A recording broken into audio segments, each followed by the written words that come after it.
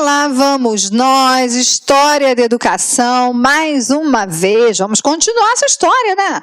Já conhecemos tantas coisas, já discutimos tantas coisas, então este é o momento da terceira parte da aula de história de educação, tá? Anota tudo, é muita informação, eu sei que é muita informação, mas é história, né? A gente tem um tempinho de história, a gente tem tantas mudanças políticas, e essas mudanças, elas vão reverberar justamente aonde? Pois é, na educação, na sua organização, e a gente precisa conhecer. Então vamos continuar agora, lembra que na segunda parte dessa aula a gente parou na era Vargas, né? Nós discutimos todo o governo de Vargas, a ditadura do Estado Novo, as mudanças que vieram, né, os movimentos, as criações, os decretos dessa época. Hoje a gente vai dar continuidade e, para seguir a nossa linha do tempo, a gente vai falar agora de Juscelino Kubitschek. Eu não sei se vocês sabem, olha, eu fiz normal, né? Eu sou remanescente da escola normal. E eu fiz normal numa escola chamada Júlia Kubitschek, aqui no Rio de Janeiro, que era filha de Juscelino Kubitschek. Então, assim, a gente acabava tendo que estudar muito de Juscelino Kubitschek, até por conta da época. Essa escola existe até hoje, aqui no Rio de Janeiro, tá? E aí, um pouquinho da história de Juscelino Kubitschek para vocês. Então, Juscelino esteve no poder entre 1956 até 1961. Gente, ele foi um presidente bastante conhecido pelas suas obras, né? Então, ele era um democrata, ele tinha uma grande habilidade política e ele tinha uma marca, e essa marca era o desenvolvimentismo. O grande lema dele era 50 anos em 5. Imagina, gente, 50 anos de progresso, 50 anos de avanço em apenas 5, que foi justamente o período do mandato dele. Então, ele tinha um plano de metas com ênfase na indústria e com um desenvolvimento nacionalista. Ele abriu aqui grandes facilidades para as multinacionais e, principalmente, a gente não pode esquecer, ele foi o grande criador de Brasília, da cidade de Brasília. Neste período, a gente também tem mudanças, se a gente quer 50 anos em 5, a gente precisa pensar em educação. E, obviamente, que a gente tem mudanças, leis educacionais criadas em 1957, tá? Então, entre essas mudanças, a gente tem que falar que foi criada uma revista da escola secundária pela Campanha de Aperfeiçoamento e Difusão do Ensino Secundário, que era o CADES, do Ministério da Educação. E aí a gente começa, a partir desta revista, imagina, eu estou criando uma revista de educação, trazendo algo que até então não era organizado pelo Ministério da Educação. Em 1957, o ministro Clóvis Salgado, então, altera o projeto original da Lei de Diretriz e Base da Educação Nacional e envia para o Congresso Nacional um substitutivo de número 2222. Então, vamos lá. Tem Constituição, precisamos pensar na lei. A LDB era muito antiga, a gente precisava organizar melhor, então vamos lá pensar numa alteração. Em 1958, é criada a Campanha Nacional de Erradicação do Analfabetismo, que era a CNA, e também se realizou o 2º Congresso Nacional de Educação de Adultos. Então, você começa a ver, olha, campanha nacional, alguma coisa focada mais para as questões do analfabetismo, para a gente pensar nessa erradicação. Congresso pensando na educação de jovens e adultos, porque se a gente está falando de analfabetismo, a gente tem que falar de educação de jovens e adultos, de educação de adultos, desculpe, não de jovens, a ideia, na época era só adultos, tá? Em 1959, a gente tem a emenda Carlos Lacerda. Essa emenda foi o 3º substitutivo pensado para a LDB, tá? Alterando muita coisa no projeto original.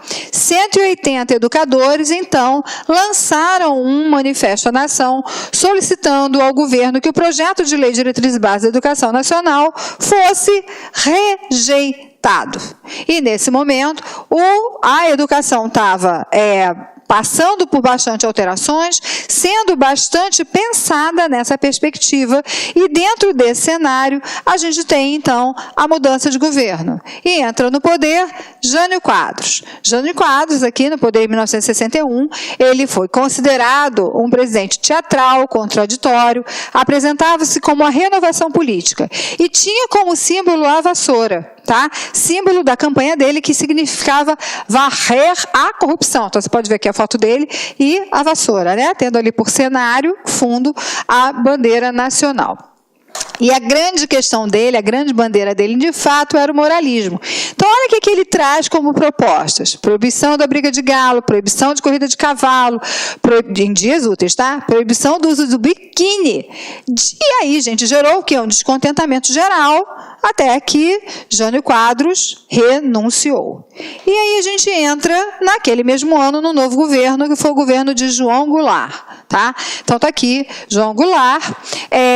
A primeira coisa, foi uma crise muito grande nesse período da posse, porque todo mundo estava com medo do comunismo. Então, em 1961, o movimento da legalidade, que foi liderado por Leonel Brizola, no Rio Grande do Sul, conseguiu fazer uma solução negociada, que foi a instituição do parlamentarismo. Em 1963, foi a retomada dos poderes com a volta do presidente socialismo, através de um plebiscito. Então, está aqui, João Goulart. Vamos lá. O que muda no cenário de João Goulart? A gente vai ver que as leis educacionais mudam também.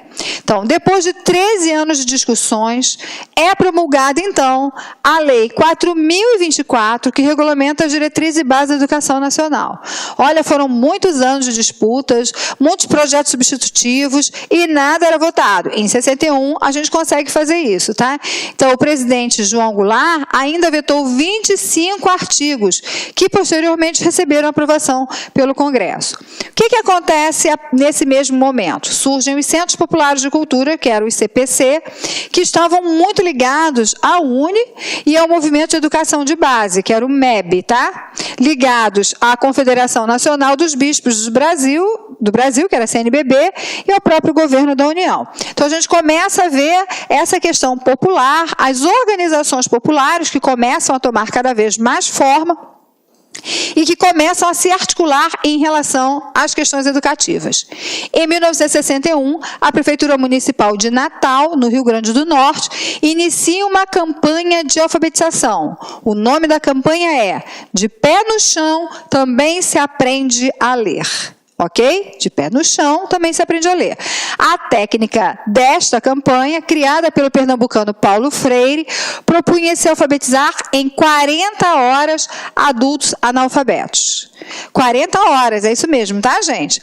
Então, a experiência teve início na cidade de Angicos, no estado do Rio Grande do Norte, e logo depois na cidade de Tiriri, no estado de Pernambuco. Sugiro a você, eu já sugeri em uma outra aula, mas eu sempre dou algumas sugestões, vai lá no YouTube e baixa um filminho chamado As 40 Horas de Angicos, que é justamente o relato dessa experiência de Paulo Freire neste movimento de alfabetização que começa lá no Rio Grande do Norte, com o nome De Pé no Chão, também se aprende a ler. E por que esse nome? Porque a gente está falando de trabalhadores rurais, a gente está falando de pessoas simples, bem simples, tá? Esse aqui é um cartaz da época desse projeto, tá? Então, De Pé no Chão, também se aprende a ler. Então, você vai ver que são pessoas simples, uma ideia de você trabalhar com o local, com o contexto. A gente não está falando de escolas organizadas, olha só os espaços que se tinham. Então, toda essa ideia desse governo,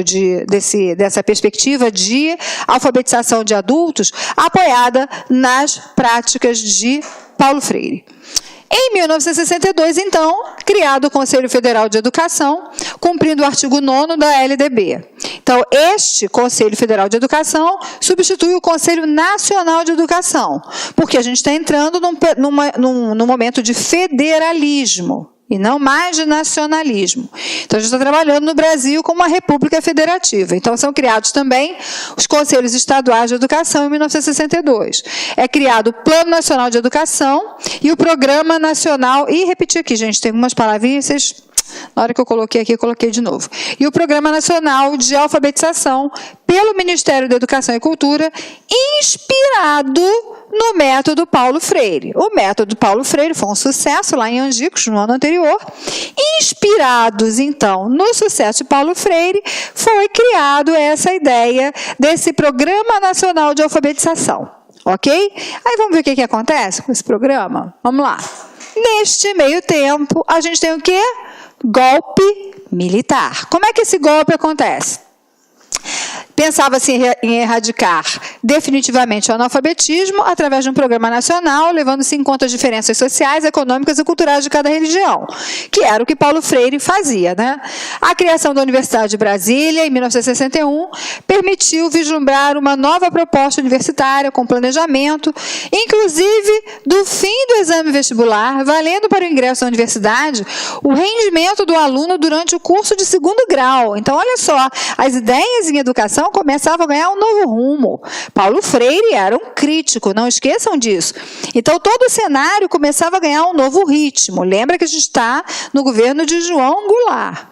Depois do golpe militar de 64, quando o golpe acontece, muitos educadores passaram a ser perseguidos, porque eles vinham desses posicionamentos ideológicos, muitos foram calados para sempre, ou seja, sumiram, morreram mesmo, tá? Foram assassinados, outros se exilaram, outros se recolheram à vida privada e outros demitidos, simplesmente trocaram de função. E aí esse pensamento educacional mudou. Como é que foi o golpe? Como é que esse golpe de fato aconteceu? No dia 30 de março, as tropas do general Mourão Filho começaram a se deslocar para o Rio de Janeiro. É o início do movimento militar, já previsto pelos mais variados setores da sociedade. João Goulart, enviou tropas do Rio de Janeiro para conter os militares, porém, tanto o primeiro quanto o segundo exército aderiram ao movimento. Por isso que todo mundo, a história diz que Jango foi traído pelos militares, né? Em 1º de abril, Jango deslocou-se para o Rio Grande do Sul, desistiu de organizar um movimento de resistência, apesar das pressões de Brizola, porque Brizola queria a resistência. Em Brasília, Auro de Moura Andrade declarou vago o cargo de presidente, seguiu a prática constitucional, empossando, então, Ranieri Mazzilli, que era o presidente da Câmara dos Deputados. E olha que coisa, o governo norte-americano foi o primeiro a reconhecer essa nova situação do país, né? E aí, gente, a gente entra no período militar. E a gente tem, então, os presidentes militares que eu estou colocando aqui para vocês. Alencar Castelo Branco, que ficou de 64 a 67. Arthur Costa e Silva, de 67 a 69. Uma junta militar que ficou parte 2 meses aqui em 69, Emílio Garracha Azul Médici, de 69 a 74, Ernesto Geisel, de 74 até 76, e João Batista Figueiredo, de 79 até 85. Então, no período do golpe militar, esses foram os presidentes militares. Tem várias charges sobre eles, eu preferi colocá-los aqui em charges, do que colocar aqui as suas fotos, mas vocês, com certeza, lembram ou podem acessar a qualquer momento, tá? Bom, esse golpe militar, obviamente, que teve reflexos na educação. A gente vinha no movimento de educação, que era um movimento mais crítico, que considerava os indivíduos, que se apoiava mais na premissa do existencialismo, considerando as diferenças de cada um, e aí vem o golpe. E aí o que acontece com o golpe? Uma invasão da União Nacional dos estudantes, tá? Por tropas militares. Uma ilegalidade da UNE. A UNE foi considerada ilegal. E uma pressão aos movimentos que a gente tinha visto de educação, que estavam sempre atuando até o momento. Nesse momento, tem uma ilegalidade da UNE, se cria os DCEs e os centros... Olá, meus amigos, minhas amigas, sou o professor Luiz Antônio de Carvalho, com muita satisfação, muito orgulho, estou aqui para lhe apresentar a nossa isolada de conhecimentos pedagógicos aqui da Lá Concurso, né? Antes de mais nada, eu peço licença, você estava assistindo no vídeo aí, ou do professor Bodão, ou da professora Márcia Gil, mas esse vídeo, nós temos a intenção de ser apenas um vídeo demonstrativo, para você conhecer a qualidade dos nossos professores. Esse vídeo representa apenas 20% da videoaula, da aula inteira. Quer assistir o restante? Então clique aqui embaixo que você tem um link, esse link vai direcionar você aí lá para o nosso site, uma isolada de conhecimentos pedagógicos total, né? Todas as aulas do professor César Bodão e todas as aulas da professora Márcia Gil. Investimento apenas R$ 80, 2 professores, prazo de acesso 60 dias, e durante 60 dias você pode assistir quantas vezes na hora que quiser, na hora que desejar, né? Tá certo? Carga horária 84 horas, né?